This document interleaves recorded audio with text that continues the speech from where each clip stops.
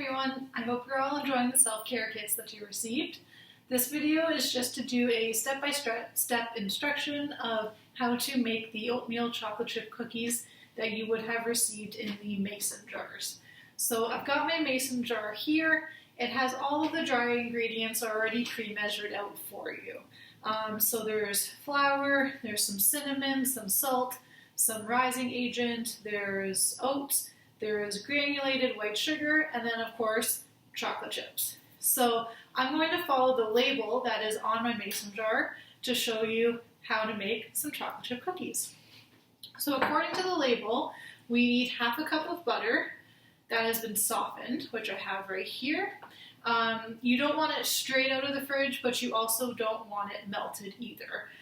So leave it out on the counter about half an hour to an hour so that you're able to stir with it. That's the major factor that you're looking for in soft butter. We then need 1 egg, and we also need a teaspoon of vanilla, which I have measured out already. So to start off, I'm going to mix the wet ingredients in a bowl, get those all mixed in together, and then I'm going to add the dry ingredients to it. So I'm going to start with my half a cup of butter and my egg.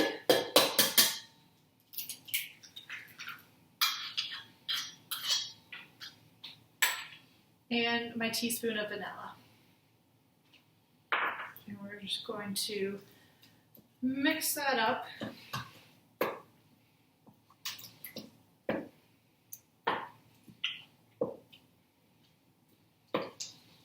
You can use a hand mixer or a stand mixer if you have one, but if you don't, you can also just use a spoon. Whatever you have in your kitchen, that's available to use.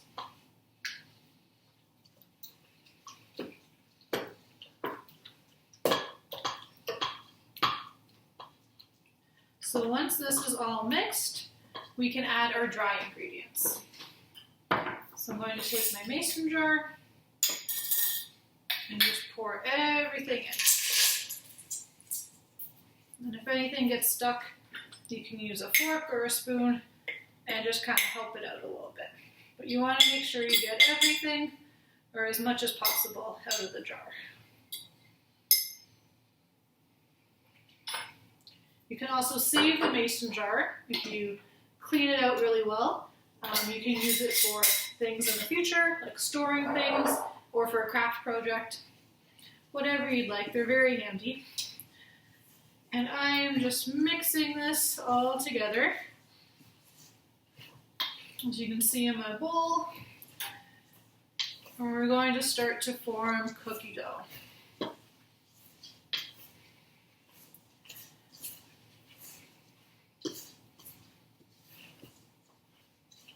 Some people also like to bake using their hands. So if you're one of those people, feel free to mix this with your hands. As always with baking, make sure you're washing your hands really, really well before doing so. I already washed mine beforehand. And I'm going to keep using the spoon here. Now while I'm mixing, my oven is already preheated to 350 degrees. That's what the label said, because they're going to bake in the oven for 350 for about 8 minutes. The length of time it takes for cookies to bake will also depend on how big you make them. I'm personally using a cookie scoop, which is pretty small, but if you're making them with a spoon, or if you're just making them freehand, they might be a bit bigger and they might take a bit longer.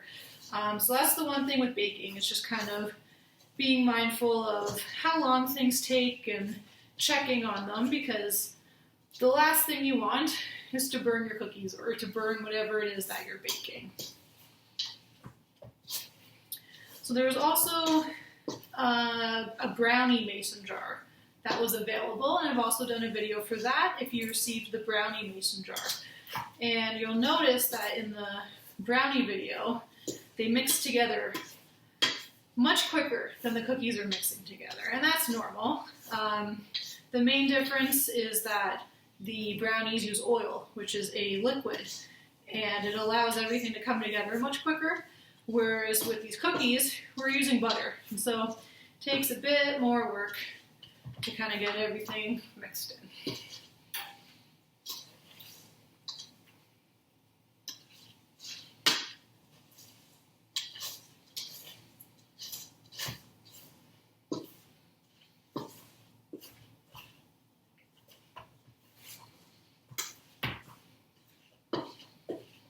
Okay, so you can see my dough is starting to come together. I'm going to keep going for a little bit just to make sure it's all really well incorporated. This is where stand mixers and hand mixers really come in handy because they do all the work for you.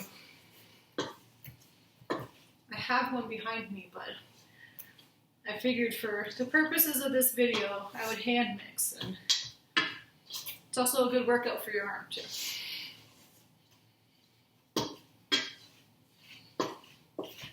Okay. You'll know when you can kind of stop mixing when it sticks together really well, because the thing with cookie dough is you want it to form a ball, because then that ball is then going to spread out in the oven and form your cookie. So this is looking pretty good. There's lots of chocolate chips in it, which is great. I always say you can never have too many chocolate chips in a cookie.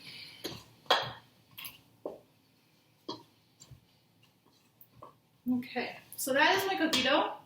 And now I'm going to scoop it out, like I said, using this cookie dough scoop onto my cookie sheet. So I have a cookie liner. It's a silk flat liner. You don't need to use that. You can use parchment paper if you have that, or you can just put the cookies directly on the sheet. I like the Silpat liners because they make for a really easy cleanup, and they also help with even baking. So if you're really interested in baking and you're looking to expand your collection of baking equipment, I would recommend these. They're my go-to for anything on a baking sheet. So, going to use my cookie scoop and put the cookies on the tray. As I've said, I've already washed my hands, so I'm using my hands to kind of help with making the balls. You want to make sure the cookies are spaced out.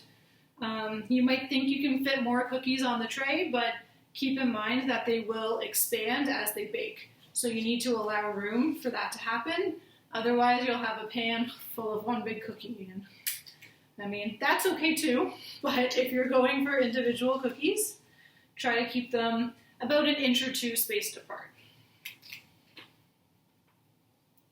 I usually fit about 12 on one sheet to kind of give you a rough idea. So I'm just going along here, making the balls. Now you'll likely have dough left over, so if you have another cookie sheet, you can fill that up and have it ready for when these ones come out of the oven.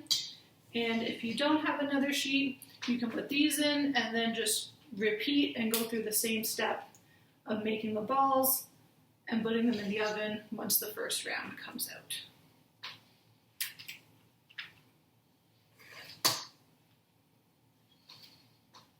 So from the looks of it, I got 12 cookies on here, and I could probably get another 12 more with what's left in the bowl. So you'll make about 24 cookies if you're making them about this size. So I'm going to put these in the oven, as the label says, at 350 for 8 minutes. We'll check on them in 8 minutes, and then I'll show you what they look like when they're done, and we'll go again to make another pan. So I'm just going to put these in and set my timer for 8 minutes. So we'll take a look what they look like when they're done after 8 minutes. If they don't look done, if they still look a little bit raw, you can add a couple more minutes to the timer. Cookies are usually anywhere from 8 to 12 minutes. And it also depends on your preference. If you like a slightly softer cookie, check on it closer to the 8-minute mark. But if you like a crunchier cookie, then usually leave it in a bit longer. You can tell a cookie's done when it has golden brown edges and slightly golden brown on top, but you don't want it to get too dark. So if you're in doubt, just get a spatula and check underneath the cookie and see how dark it is. If it's getting really, really dark, you might want to take them out of the oven because you don't want a burnt cookie. So I've gone ahead and taken my cookies out of the oven. I checked them at the 8-minute mark and they didn't look about done. So I added 2 more minutes to the timer. So for my oven, they were in for 10 minutes. Now everybody's ovens are different. Some are hotter, some are cooler. So even though you set your oven to 350, it could take less time or more time to cook. So these are my cookies. So you can see they are done. I like mine a little bit softer, so that's why I did about 10 minutes for them. So now you're going to let them cool on the pan for about 5 minutes or so. That's just because cookies are very weak when they're hot, and they're easier to fall apart. And the 5 minutes also helps with the cooking process too. So mine have sat. Once they've sat, you can use a spatula and move them onto a cooling rack. That's where they will finish off their cooling, and then they'll be ready to eat.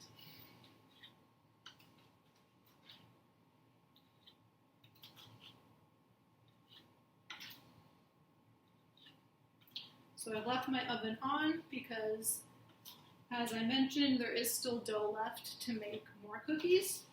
So now that these are on here, I have an empty pan and I can get going again making more cookies. So I hope you found this helpful and informative, and most importantly, I hope you enjoy